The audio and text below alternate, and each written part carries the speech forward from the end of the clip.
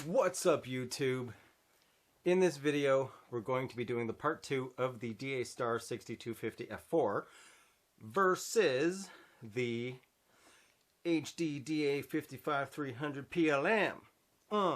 So what I've basically done is I have my winter jacket set up. It's got one of those furry hoods, so there's a lot of fine detail in between, I guess, all the strands of little hairs that are on the hood. I'm going to be showing the edge-to-edge comparison of the two lenses, so edge-to-edge sharpness, corner softness, corner hardness. Yeah, whatever, yeah, you know what I'm saying. Let's just keep on moving. So we're going to be looking at that. Now, I did do some preliminary investigation, and I did ask around in regards to if other people have experienced super softness at f4 on the DA Star 6250, because honestly that did surprise me a lot. I was not expecting the lens to be that crazy soft at f4, seeing as it is a DA Star series lens. The consensus is no, the lens generally is not super soft at f4, so it looks like it is just something inherent to the copy of the lens that I was provided. Unfortunately, it's the lens that I have to do this comparison. So basically, I'm going to do this as, since the HD 55300 PLM, its max aperture is 6.3, or highest aperture, the most closed down aperture, smallest aperture is 6.3. I'm going to stop the DA Star 6250 down to 6.3 as well. I don't know how else to actually make this a fair comparison, seeing as apparently the lens generally is not super soft at f4. So I'm trying to keep this pretty much as even as possible, just to try to extract the max quality out of each one of these lenses and do the comparison as as it is, giving each lens a fighting chance to be able to compete with the other one. So 6250 versus 55300 PLM, super high detail. Let's do it.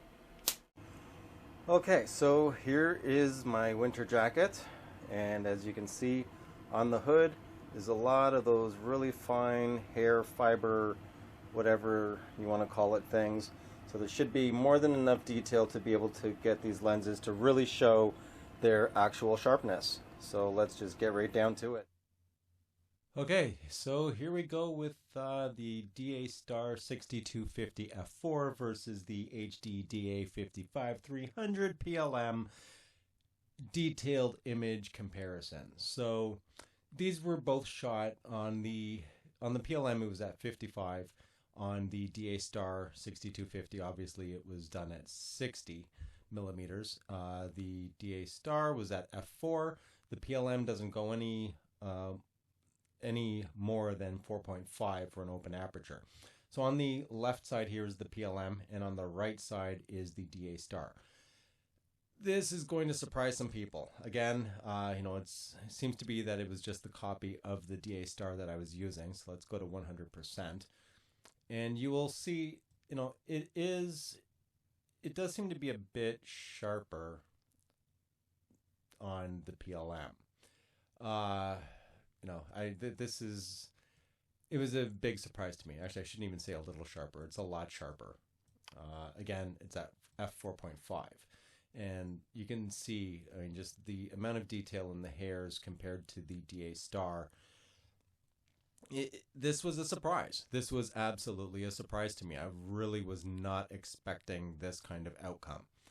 So that was at f4. Now let's switch this up here. Let's make sure I'm in the right one. Okay, DA Star. So f4, let's go to 250. And let's compare that with the PLM at f6.3 at 250, because that's all I can really do. So here is,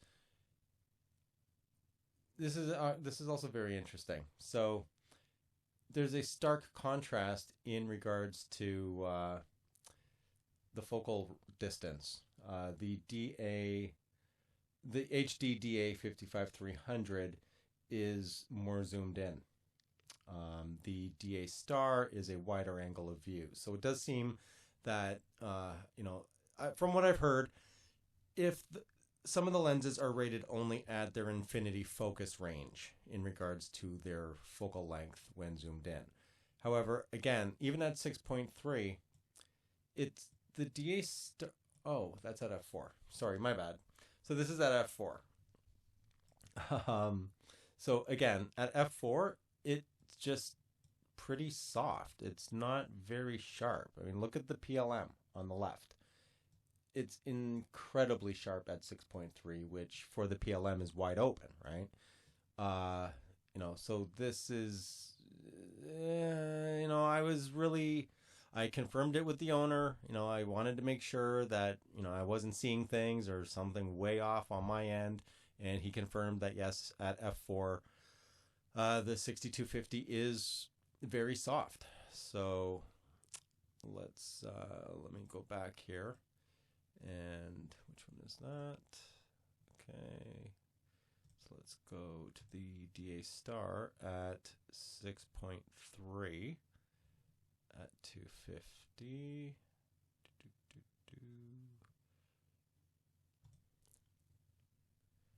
Okay. There we go. Now you can see that there is a pretty, okay. I know it's this software, yeah, sometimes it messes me up too. So now on the on the right side is the PLM at 250 millimeters. You can still see that, yes, there is a stark contrast in regards to how zoomed in each one of these is. The DA Star is on the left now. However, as we zoom into 100%, it's pretty sharp on the DA Star. However, it does still seem to be a bit sharper on the PLM. Oh, is that a hot pixel? Ooh, that's interesting. I don't have that on the DA Star side. Huh. Now, zooming out a little bit, it's only when you're right in at 100%. I mean, this is still very, very sharp. But the PLM, again, is an extremely sharp lens. I don't have an explanation for this. Even the depth, just the way it renders each individual, like the depth perception on this lens is amazing.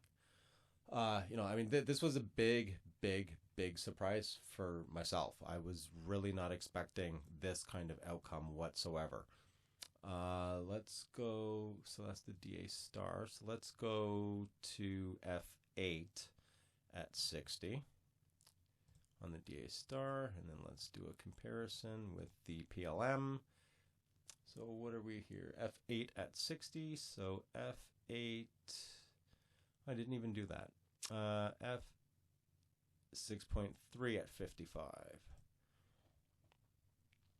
So again, here is the HD 55300 PLM on the left. On the right is the DA Star. Now, this is at 6.3 and this is at F8. Now you can actually see that this is rendered pretty well. Very, very well. They're almost identical. However, you can see there is a bit more sharpness on the DA Star all along these edges here. This is a lot softer on the PLM. And then it like just ramps up somehow, like dramatically. However, this has more definition in like towards the edge. And just moving along here. Again, there's more definition here. You can see it's more soft on this end. There's a lot more definition on the DA Star. So it seems that once you've stopped it down to F8, the DA Star is very, very, very sharp. And again, from what I've heard, it's something with the copy that I was provided. It is what it is. Okay, now let's just look at the edges quickly. There's got to be another way to do this whole switching back and forth. All right, so that's the PLM. So I want to get to the DA star. So let's go back to the DA star and let's look at the right corner at F4. So I think that's the only one I did. Yeah, at F4. And let's do a comparison with the PLM. With the right corner at 6.3 at 55. Now, this is clearer. The DA star at 60 F4 is clearer. It does have better fine detail, even though it is still soft, but there's much more fine detail. And the PLM, there's nothing in the corner. It's not very good. Center sharpness, though, towards the center, is pretty good. You know, but the DA star at the widest at 60 at F4, it is actually pretty good. So it just seems, depending on the focal length that you're using in the aperture, just everything just seems to change. So I mean, the other shots were pretty much more of the same. Let's see, what am I in? Something just doesn't add up. It punches way above its weight. It is not, you know, these are from the DA star. So that's F4. Let's go to F8. Actually, let's go to 6.3. So you can see there's a lot of detail here. A lot of detail. And then at F8, even more detail. You know, there is a lot of detail here. All these little fine fibers and everything. But, you know, it's this was very surprising for me. This is at F4 in the corner, right? Because I wanted to show you exactly what I was talking about. So it's not, you know, and it's a lot sharper right here, right at the center, right? But at the edges, it's not very sharp. Yeah, I mean, this is crazy. I was really not expecting this whatsoever, and this is the PLM, 55 at 4.5, 100%. You know, I mean, it just, the image quality of the PLM is just crazy. I mean, right at the edge, it's not very good, but more towards the center, it's really, really, really good. And for most shooting situations, I mean, you wouldn't really notice the corner softness because most of the time that would be your bokeh area or your background area. You know, dead center. I mean, this is wide open, 55, 6.3. Well, not wide open. It's 6.3 at 55 millimeters. You know, it's got a little bit of blur here, but the center is just tack sharp, incredibly sharp. And I mean, just the rendering is just amazing. And it's really, I was very, very, very, I'm still shocked. You know, I'd like to actually try another DA star. Well, I do have the DA star 5150, which I'm going to be trying out as well, and hopefully that one does a much better job, because the 6250, at least the copy that I had, I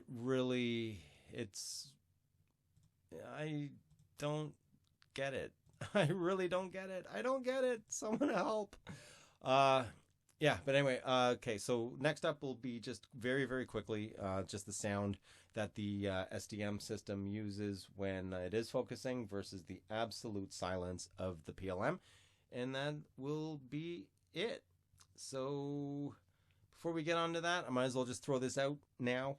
If you like the video, leave a like. If you haven't already, please do subscribe. It helps me out. If you'd like to support the channel, I leave that information at the bottom of the description. And if you have any questions or comments, leave them down below. And next up, we will get into the sounds of each one of these lenses. And after that, that'll be it. I'm going to be out. You guys will see me on my next video.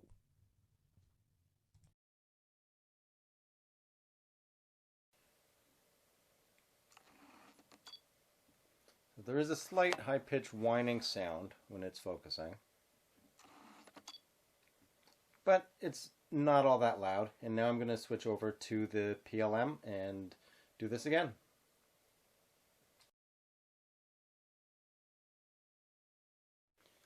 Alright, and now let's try out how the PLM sounds when it's focusing.